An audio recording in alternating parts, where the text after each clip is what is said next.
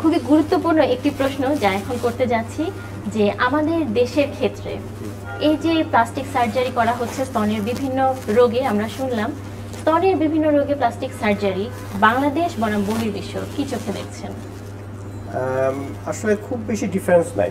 আমরা যদি কম্পেয়ার করি, বহির্বিশ্বে যেটা হয় যে ওদের আসলে ডেডিকেটেড ব্রেস্ট ইউনিট আছে, ব্রেস্ট টিম ওরা বলে, যে কোনো একটা রোগের জন্য ওরা একটা টিম গঠন করে। এই টিমের মধ্যে যেমন অঙ্কোলজিস্ট থাকবে, সার্জন থাকবে, পরবর্তী রিহ্যাবিলিটেশনের জন্য নার্সেস থাকে, তারপরে ওরা হচ্ছে সাপোর্ট গ্রুপ থাকে, যারা ব্রেস্ট ক্যান্সার সার্ভাইভার তাদেরকে নিয়ে একটা সাপোর্ট গ্রুপ থাকে। তাহলে হয় কি, একটা পেশেন্ট হঠাৎ করে এসে খুব একটা মানে একটা আতঙ্কের মধ্যে পড়ে না। তারা অন্য পেশেন্টের সাথে যখন কথা বলবে যে আসলে তোমার কি হয়েছিল, কি করেছো, তখন দেখা যায় যে ওদের কনফিডেন্স লেভেলটা বেড়ে যায়, ওরা তখন মেন্টালি অনেক ভালো থাকে।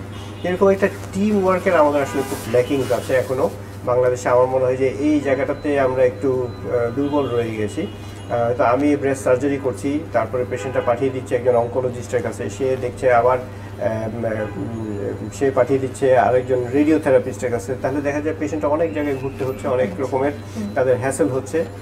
যারা স্পেশালি ঢাকার বাইরে থেকে আসে ওদের জন্য এটা খুব বদারসাম হয়ে যায়, এবং নন কমপ্লায়েন্স এখানে আসলে অনেক সমস্যা হয়ে যায়। পেশেন্ট এক জায়গা থেকে আরেক জায়গায় যেতে ইচ্ছা করে না, ভালো লাগে না।